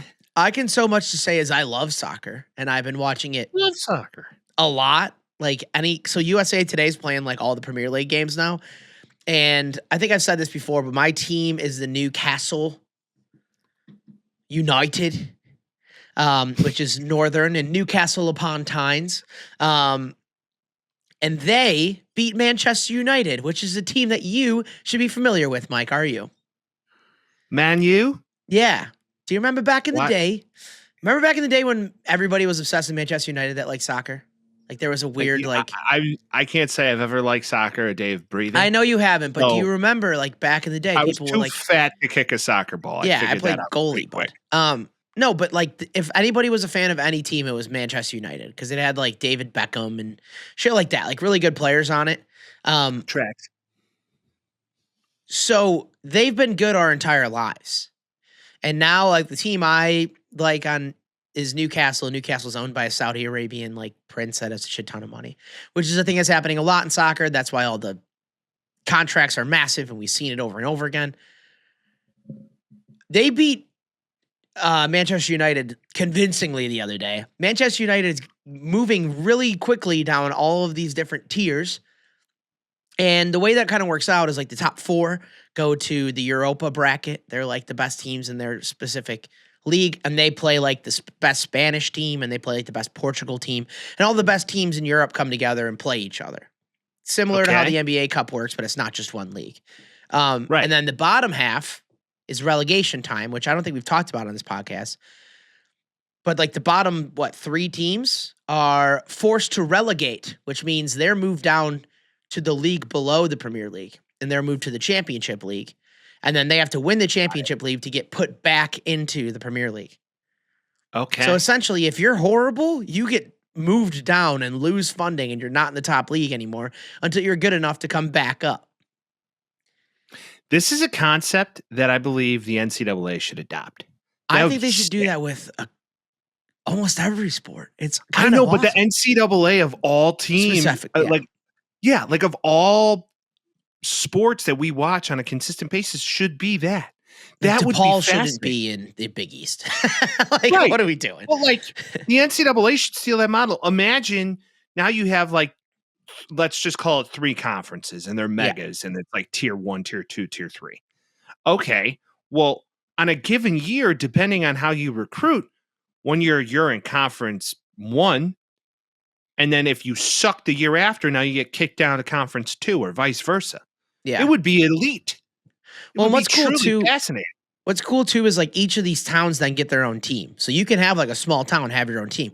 So instead of having like I think about this with baseball, because baseball is a classic. Like, if you're not going to compete, just get rid of all your players and make yourself bad. Or basketball does the same thing. Now imagine if like Rockford had a baseball team and like Scottsdale had a baseball team instead of like Glendale, like shit like that, where maybe the Glendale team is just really good for a year. And they're like, oh shit, they're going to take over the White Sox, and the White Sox are going to be a AAA team. And then Reinsdorf's like, I'm losing all my money. It's like, yeah, you're a AAA team. Get better. Make more milkshakes. Make more milkshakes. And instead of them being new milkshake. Well, that's the thing. It's like he's not going to want to lose the MLB money, so he's going to make his team better because of that. Kind of love that, because then it doesn't promote tanking. It does the opposite. It's like, don't tank or you're fucked, or you're going to the AAA next year. Now, I know like the feeders wouldn't work. Also, Notre Dame's just destroying Georgia right now as far as defense is concerned. So hopefully, again, I don't regret saying that, but it's just making me horny. Anyway, back to what we're talking about. It's really crazy we're recording while this game's going on right now. I'm freaking out. But regardless, my point, I like relegation, and I wish we had that in America, because it would not incentivize tanking as much as the NBA and the MLB does now. NFL and the NFL, for what it's worth. There's no reason that the Giants should be pro in the NFL. Pro tanking culture. It's like in sales cultures where they cap you. It's like, okay, so you're just promoting sandbagging. Yeah, just like don't do anything for the rest of the year because we don't. Yeah, it's like, I mean, why would I? Right? It's like, why should I do more if I already hit it? And I have no real want or need to go beyond or above that. So fuck it. Yeah, dude. It just makes too much sense. And I agree. I love soccer. And also another thing with soccer, since it's played in England, most of the games on are at like 9 a.m. So if you wake up on a Saturday and you're like, there's nothing to watch in the morning and I don't want to watch this same like overproduced ESPN bullshit for 3 hours before college football starts, throw on the Aston Villa game or the Bournemouth game or the Fulham game. Soccer is a beautiful sport to watch. And just hear some wonderful accents all morning. And we're going to go to this chappy little lad. It is relaxing with a cup of coffee and just being hey, like, Christopher, what are your thoughts on this? Please be extra polite. Meanwhile, there's like, no, dude, they talk shit. Soccer thugs in the background going, fuck your face. Like, you know, it's great. Dude, that's another thing too. It was funny. I was watching it and they were like, he was like, reports are saying, he's like, who's the reporter? You? And they were just like talking shit to each other as the reporters. I'm like, this is great. And then in the background, it's just like, whoa, yeah, they're losing their mind. Like, I'm like, why isn't it like that here? Like, we should have songs, dude. The unison songs rock, dude. I wish we had that. This is a big song guy. I big love song guy. I'm a singer. I'm a singer before anything else. People know this. The closest thing you could relate to it is college football, right? Because there's a lot of tradition. There's a lot of feral fans that are just like live and breed and die this. So it would be cool if the pro sports could get that way. There's just too much money to be made. But yeah, it's good just to hear London people talk in the morning. Very, very Soccer's interesting. fun, guys. Watch it. By the way, anything a British person tells you in a convincing tone, It's true. totally believable. Yep. Totally. Why is that such a thing? They could come up to me and be like, dinosaurs died for our sins. Like, Yeah. well, that's true. It's like, I That's knew true. Jesus was a stegosaurus. I knew Jesus was a. Do you know that the stories you read in the Bible about people, they They're were actually truly dinosaurs? Dinosaurs. Yeah. And you're like, no way. Noah's That's Ark so was just a unbelievable. velociraptor. You're like, oh, he just flew over the water. That makes way more sense. Do you know? I mean, like, it's just whatever they could tell you in a convincing tone. You're just like, really? Yeah. It's All like the right. pyramids were made when woolly mammoths were still on Earth. That's a fact. Right. Yeah, that's is a soccer talk. That's soccer talk. That is a fact. I might talk Alright. about it every week now because I'm obsessed with it. All Anyway, right, that's fine. We're getting to The the dog NBA. days of sports, man. the Okay, what's Inba, happening? dude. The Inba. The dude, it's Inba? going on. The Inba's happening. Christmas Day, NFL, in my opinion, it was fine. I agree. It was NFL football, but nothing was I fun concur. about it. The Chiefs won. You're like, yeah, the Chiefs are going to win. All that shit. Chiefs are gonna win. Meanwhile, like the Knicks Spurs game was a tie game with like a minute and a half left. And then like all of the games on Christmas, I know the viewership was way lower. Naturally, I like football more than basketball. I say this all the time. But they were more fun to watch. And it sucked because Christmas Day NFL was on Netflix, so you can't even switch back and forth. You had to like get out of the app and go to a different thing to watch basketball. It sucked. They knew what they were doing. NFL knows what they're doing, dude. All right. Leave it to be Christmas Day Yeah. for good old Cat to have arguably his zestiest moments in years. You love him. You love him, dude. I love hating on him. He's actually know. really good at basketball. He's great. He's great. But he is a zesty big boy. Yep. And what did he say? What Jalen Brunson's given an interview after the game, Yeah. and then he walks by him and was like, "For sure," and it was like, "Night," and like it was just like, it was like, huh? Like he's such a little, paint nails lipstick boy. Yep. And he's 7 feet tall, 300 pounds. But hey, I mean, like, they beat the Spurs by 3. Wemby goes off. What a game. Timberwolves beat the Mavericks. Luka goes out, but Timberwolves beat the Mavericks by 6. Sixers beat the Celtics. Sixers have been horrible this year. Lakers beat the Warriors by 2 in the last couple seconds of the game. And then Suns as a nightcap beat the Nuggets. Like, I'm just saying, I kind of wish, I've been saying this for a couple weeks here. Saturday NFL, Christmas Day NFL. Too many days, dude. Because then you get to Sunday and you have 2 games on at the 3 o'clock slate, and you're like, what are we doing? This is the best shit. When you have 3 or 4 games at 3 o'clock, I like that way better. This is the point of an NFL season where you're like, all right, there's 2 games I want to watch and the rest are shit. Yeah. Like I could go literally do anything else after watching the lineup of these games. It's like, all right, I'll go fly a kite. I'll go to the gym. I'll go to the grocery store. Like I don't need to watch these games because they're just basically pick them. This team's going to win decisively. And maybe, just maybe, you have 1 or 2 teams that are just like, oh wow, this game went down to the wire. Maybe. Are the days that football is supposed to be not sacred, Mike? Like they could get rid of Thursday football. I'm over it. Thursday football sucks. It doesn't give the guys enough time to prepare. Sucks.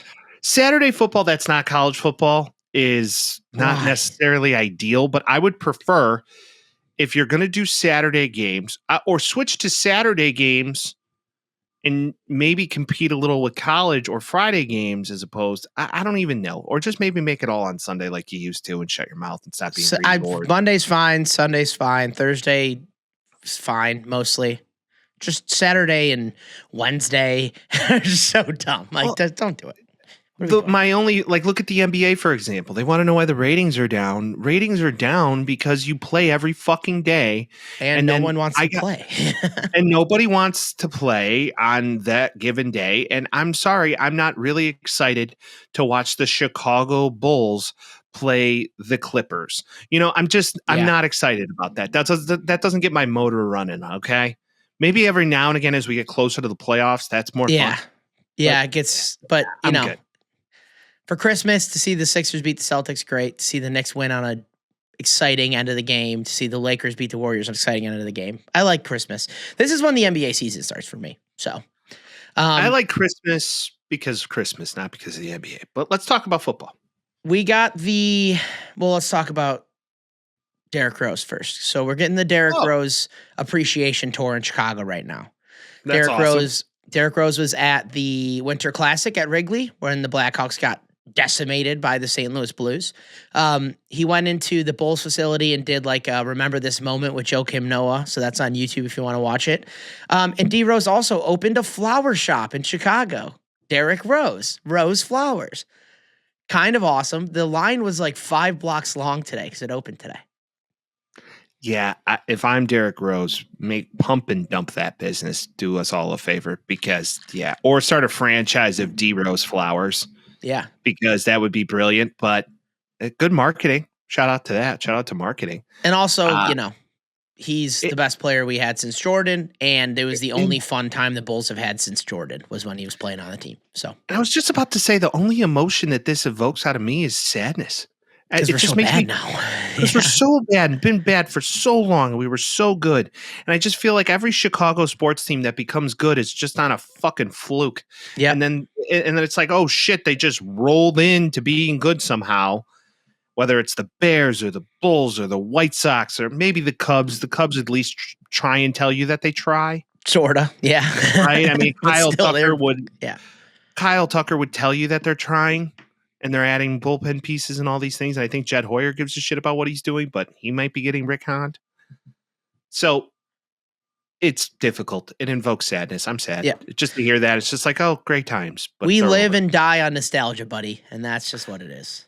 The fact that we're Jerry, that's the most Jerry Reinsdorf fucking thing I've heard in a minute. Come back. Please be our lovely guests of honor this evening, just to get people in the seats, sell more milkshakes. Scottie Pippen was an ambassador, worst ambassador of all time. Derrick Rose, would you like by the way, can we talk about that? Scottie Pippen was an ambassador for the Chicago Bulls, the team that gave him like every sort of clout imaginable. Yeah. And hated it. Yeah. Didn't want anything to do with it. Yeah. He took the money. Meanwhile, Jerry Rice is an ambassador for the fucking 49ers and shows up to every game, dancing, talking to fans, letting fans try his ring on. Shit like that an ambassador of the team should do. Imagine what happens when the team respects you. Who would have thought? They disrespected him from the jump. Scottie Pippen got disrespected by the Bulls so many times. So many times, dude. It was just dumb. Well, Jerry Reinsdorf told him, this is the deal you're getting, and we will not renegotiate if you do. Remember when his wife got booed? God, we fucking suck. As sports fans, it's like... Well, no. Honoring Jerry Krause, pan to his wife. Yeah. Boom! No one likes Jerry Krause. They're obviously going to boo him. Don't show his widowed wife right after it, dude. Like, let's have some brains here, my guy. Let's do it, dude. Or announce her before they say his name. They're not going to boo her. It wasn't her fault, but they just set her up to get booed. It was so dumb. Poor thing. She started sobbing immediately. Yeah. We're such savages. I miss my husband. And you're like, fuck you, Jerry Reinsdorf. I hate you. Sell the team. All right, let's talk about... Some guy today, the other day, tried to convince me that Jerry Reinsdorf was dead. And I'm like, I promise you, he's not. And I promise you, he will never die. I promise you that. It's going to be like Keith Richards, a cockroach, and Jerry Reinsdorf. Yeah. The world could get blown up by a nuke, and it's just going to be Keith just playing a guitar, Jerry going, want a milkshake? Yeah. And then you need an apartment? Need an apartment or a new tune. I got it for you. Play it. Yeah. And then Keith Richards looking at the cockroach going, I smoked your uncle. Okay, let's football. Talk about stuff. Okay, you won this year, Mike. You just about did. I'm ready to almost 2 years in a row. This week you went 14-2. I go 11-5. All of the games that we went back and forth on each other, you ended up winning it. Congratulations. I'll take a bow. It is what it is. Please do. Football right now doesn't get fun until the playoffs. Is that fair? Yeah, it's just there's a handful of games, as I stated, that are fun. I don't need to break down all these games if you don't want to. No, I'm just kind of like, yeah. I'm like okay. half preoccupied just watching this fucking game, and it's just like, do we really need to talk about the fact that, the Chargers beat the Patriots? Like, no shit, Sherlock. Do we really have to talk about the Bears losing again? No, that's just what it is. But we can talk about the Chiefs are going to win the Super Bowl again. No, they're not. Yes, they are. They're so good. They played the Steelers, who have been good all year. They hate Russell Wilson. They hate him. The own team, they fucking hate him. Like they're 10-6. George Pickens is quitting on routes. George Pickens isn't even playing. George Pickens was out. No, he played. He played Barely. that game. After the game, he went and hugged Kelsey and Mahomes. Like, he wants to go there for sure. He couldn't even get out there because the defense of the Chiefs is good. The Chiefs have been able to get beaten all year, and they've gotten beaten time by the Bills, who everybody thinks is going to be like a powerhouse going into it. Like, what are we doing? I think it was Minka Fitzpatrick who said we need to stop having guys out here playing hero ball on offense. I wonder who they could be talking about.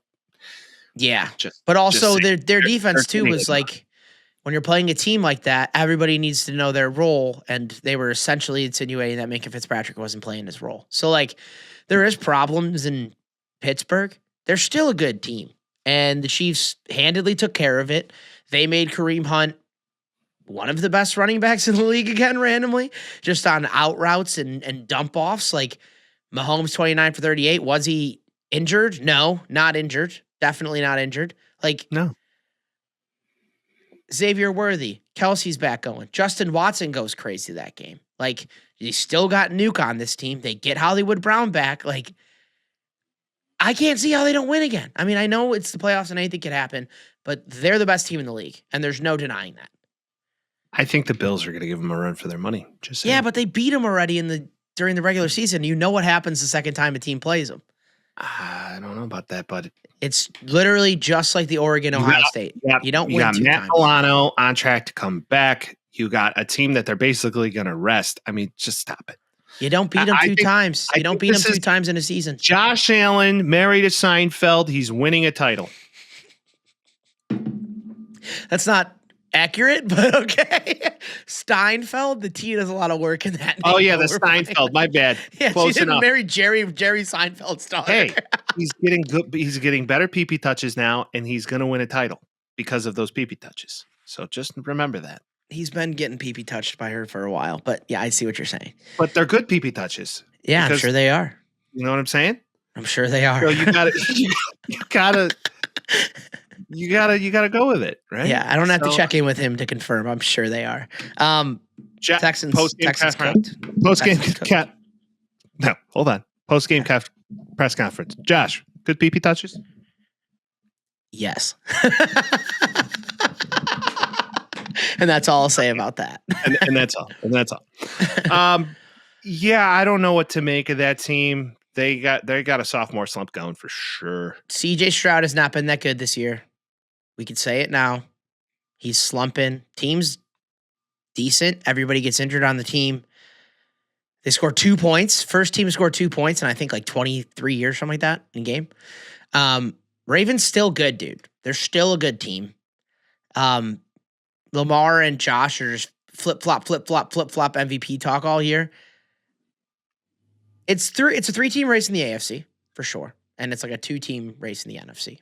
That's really all I'm looking at right now. Maybe a 3-team race in the NFC. NFC, I mean, just give the Eagles the title, especially once Hurts comes back. The Bucks might sneak their way in there now. Lions, more healthy. Vikings. The Lions, Vikings. But the Bucks aren't going to go to the Super Bowl.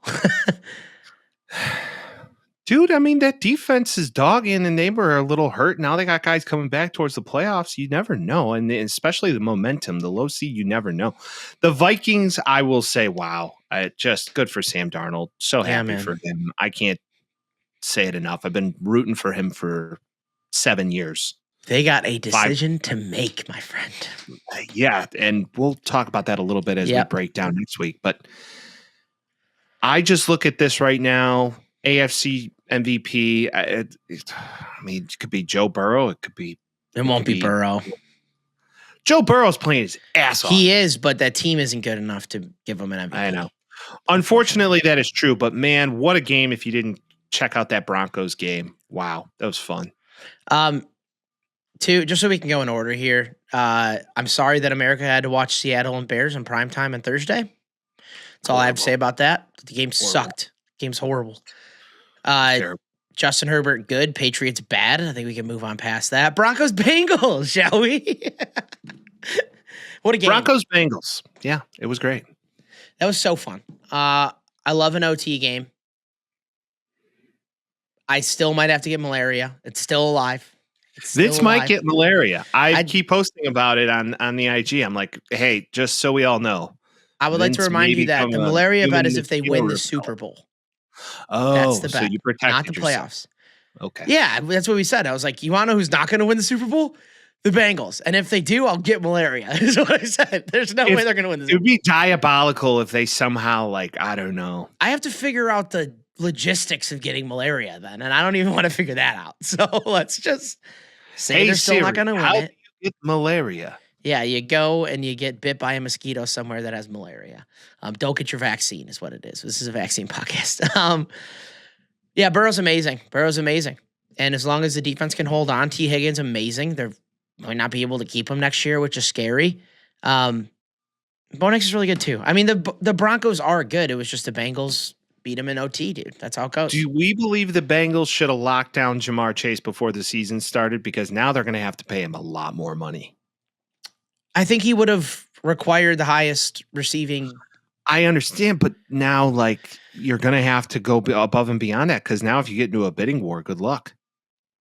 I think they already were, though. I think they tried to. And then he's like, Well, he wants his former counterpart's money. That's he what wants I'm a saying. little bit above that, yeah. Yeah, and I think, like, he was going to require that regardless. I think they wanted to sign him this offseason.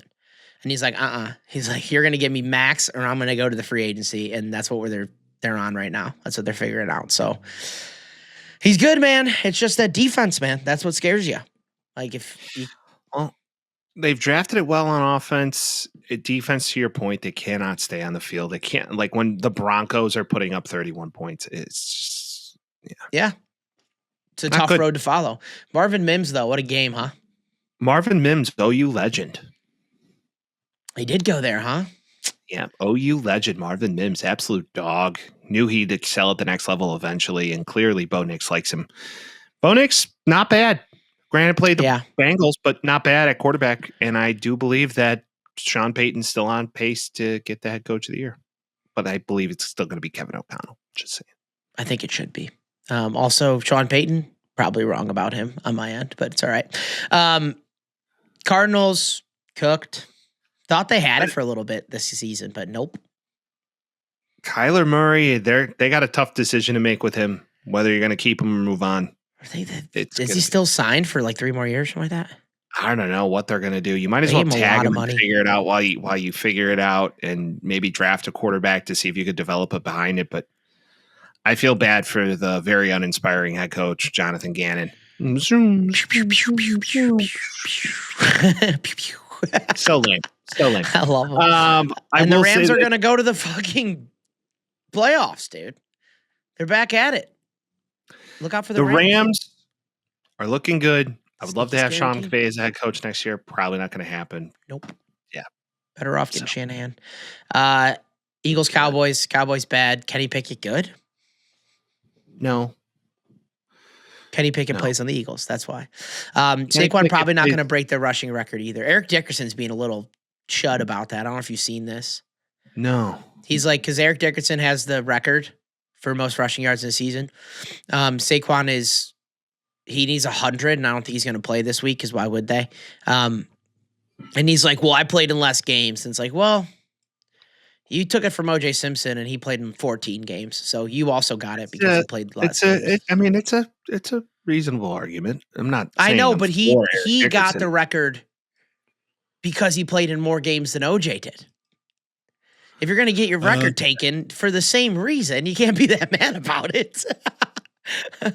I mean, hey, it's like I still think the season will go down as one of the best. And if you look at Saquon's year for a running back, it's one of the best since like Marshall Faulk was in the league. It's impressive. Yeah, he went crazy. And, man, if you're a Giants fan, I'm sorry. I'm just sorry. You can't even catch a break. You can't even lose right. Shador, baby. Who also didn't look good, by the way, which we didn't talk about in the NCAA. They lost to fucking Brigham Young. Wait, we'll get to Giants Colts. We don't have to go through all these games. They're so I know, but Buccaneers went crazy. Bills went crazy. Jets and Panthers both suck. Rodgers, I don't know if he's coming back.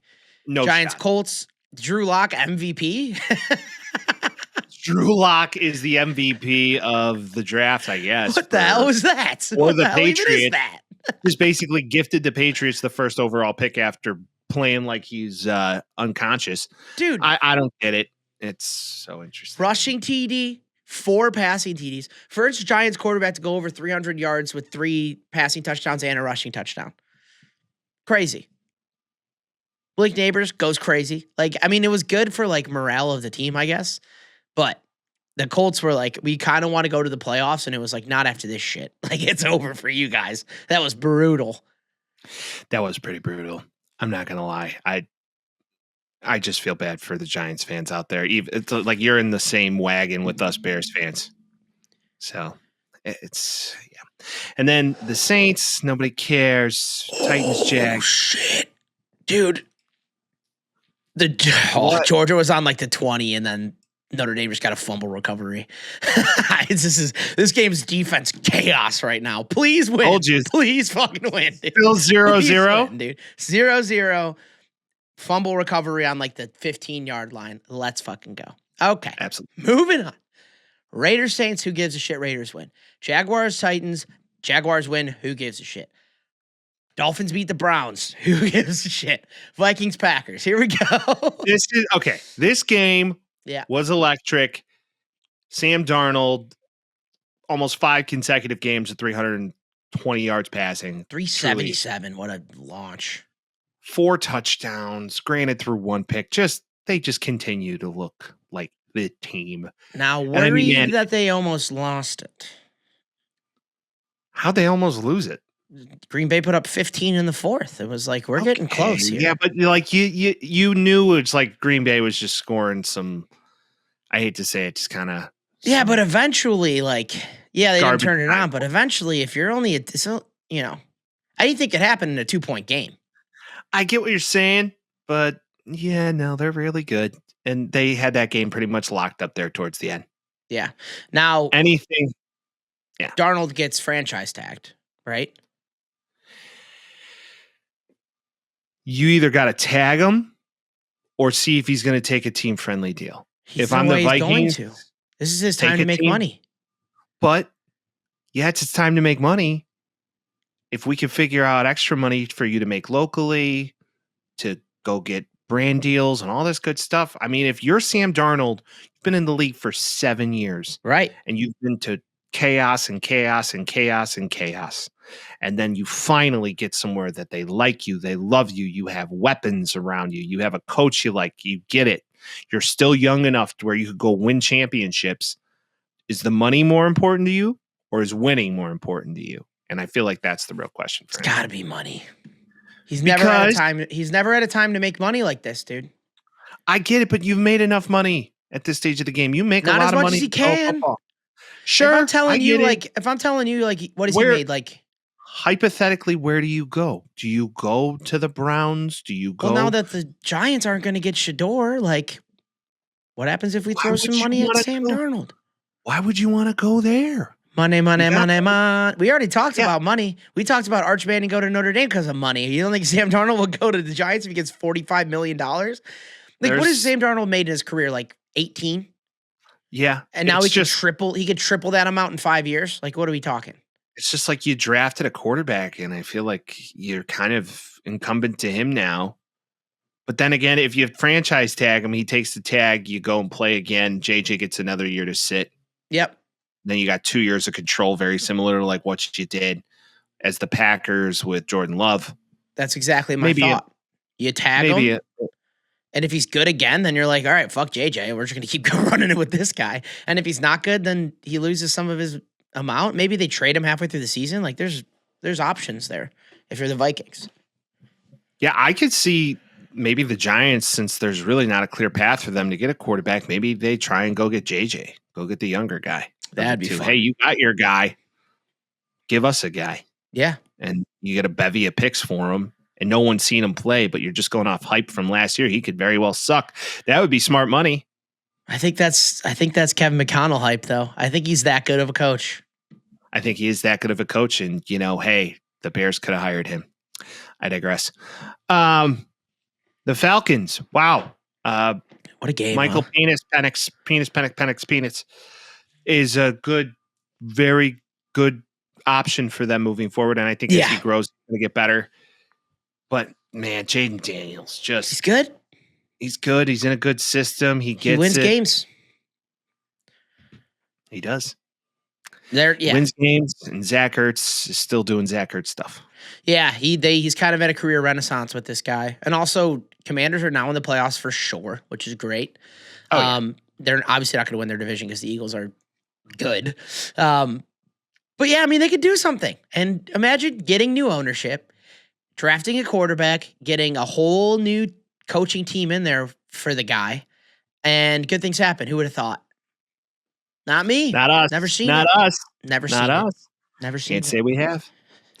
Well, that's it. And hey, the Lions squeak by a 49ers team that's absolutely decimated by injuries. So yep, and Lions are still good. And now it's coming up here is a very exciting game. We didn't think it was going to be an exciting game at the end of the year for the Lions and the Vikings, but suddenly it is. It's a quasi playoff game.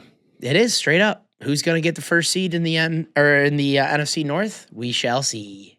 We shall see. I mean, right now the Lions are not necessarily it. So they're injured. They're so injured. They're so decimated by injuries. All right, let's make our picks. This is a tough week to pick. Yeah, who's going to play? Who's not going to play? Like, I don't really Vince, know. in theory, it's not over. You could consider. I mean, you could. What? You're down. I got to beat you by right 3 now? or more. I mean, it could happen. You're not completely out. Yeah, I know, but I got to do some funny things this week. So these picks might be sketchy again. We'll see what happens. All right, let's go full-blown chaos. You read them off, All bud. right. I pick first. All right, Browns at Ravens. First game of the week. Give me the Ravens, even though they're going to sit some guys. I'm taking them. I'll take the Ravens as well. Okay. Give me. All right, we got Bengals at Steelers. This game also has some playoff implications. I got to imagine the Steelers are going to win this game. I have to. They got to win something. It's a pick 'em. Bengals are hot. Bengals need to win. Give me the Bengals. Okay. Panthers at Falcons. Falcons. Give me the Falcons as well. Okay. Texans at Titans. Texans for sure. They got embarrassed. Yeah, Texans could be it. Giants at Eagles. Who's playing? I don't know. Are they playing anybody on the Eagles? I have no idea. Is Drew Lock going to play like an MVP again? One could assume. The Eagles have nothing to play for. The Giants have a draft pick to continue to go down this draft board. I don't know. I don't know who to take. Who are you taking? Give me the Eagles. Okay, I'll take the Giants just because I need something. So okay, give me the Giants. Another shit bowl. We'll see if Flacco goes again. Jaguars at Colts. Give me the Colts. All right, cool. Commanders at Cowboys. You taking the Colts too? Give me the Jags. Okay. I feel like the Colts are just a team of like just sadness. Yeah. Yeah. All right. Give me the commies at Cowboys. What do you got? I'll take the Commanders. Cowboys are bad. Give me the Commanders as well. Packers. Finally, last but not least, Bears at Packers. Packers win this game. Move on. Yeah, Packers are going to just continue to own us. Saints at Bucks. Buccaneers. Give me Baker. Okay. Bills at Patriots. Bills. Patriots need a pick.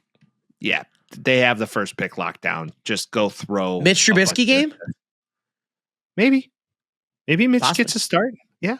Give me the Pats. Give me the Pats. You're taking the Pats. No, okay. give me the Bills. Give me the Bills. Okay, taking the Bills. Okay. Chargers at Raiders. Chargers. Yeah, regardless, give me the Chargers. 49ers at Cardinals. This game means literally nothing. Just for hope. Neither team's going to get a good pick. I'll take the Cardinals in this one. Give me the 49ers. Okay. Chiefs at Broncos. Another game that really doesn't matter too much to the Chiefs, but it does matter something to the Broncos. The Chiefs are playing with devil's magic. Give me the Chiefs. Give me the Broncos because they need to win. Okay. Seahawks at Rams. Rams. Give me the Rams as well. Okay. Dolphins at Jets. Fins. Jets suck. I think last game, no Tua. Give me the Jets. Okay. Just sounds fun. Vikings at Lions. You're taking the Vikings, I have to imagine. Yes, I'm taking the Vikings. All right, I'll take the Lions. Let's make it a pick 'em there too. Let's see what happens. All right, Vince. You know, you're. What if we tie on the year? That'd be good for friendship. That would be good for friendship. You got to make up 3 games, pal. I know, and I hope it happens. It's possible. It's not likely. All right. Well, everyone, we thank you so much for joining us. It's been a tremendous year looking back, and we're starting off a new year and a new foot. We're going to continue to grow this channel. We're going to continue to move new content. We have some fun things planned for you moving forward, so stay tuned. If you haven't yet, please like, subscribe, share it to a friend, share it to a family member. Maybe you're taking a drive in the next couple of weeks for whatever reason. You know, put us on. Yeah. Tell your buddies, hey, these guys are a good time. Give you some new views, give you some new takes. Not only that, it's the year of the nephews and the nieces. All right, so shout out to all our uncles out there. So to you uncles, any uncle that you are, you know, maybe you got a niece or a nephew who's into sports, you let them know about the boys. Of course, make it age appropriate, right? Yep. Right? Yeah, make sure they're at least teenagers. Yeah, make sure they're at least teenagers, right? So shout out to the uncles out there. We're ready for 2025. We'll see you next week. Peace. Talking tales with Mike and Vince. Oh, you know. Jazzy beats while we dispense. Yeah, you know.